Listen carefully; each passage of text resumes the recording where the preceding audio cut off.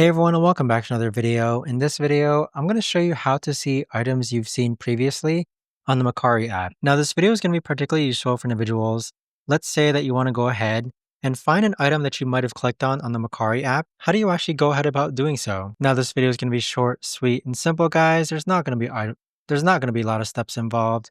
Now, in order to do this, what you're first going to do is log on to your Mercari app. Next, on the upper right hand corner, click on My Likes. Now, there's a tab here that says Recently Viewed. This is going to show you any item that you've actually clicked on the Mercari app. So if you go back and let's actually open up this purple sweater.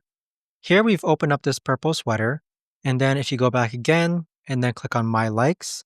Now, if we refresh this page, you'll see that that purple sweater now appears here. But that right there, guys, is the best and easiest way that I know of to actually go ahead and see your previously seen items on the Mercari app. If you guys know of a better or easier way to actually do this, let me know in the comments down below.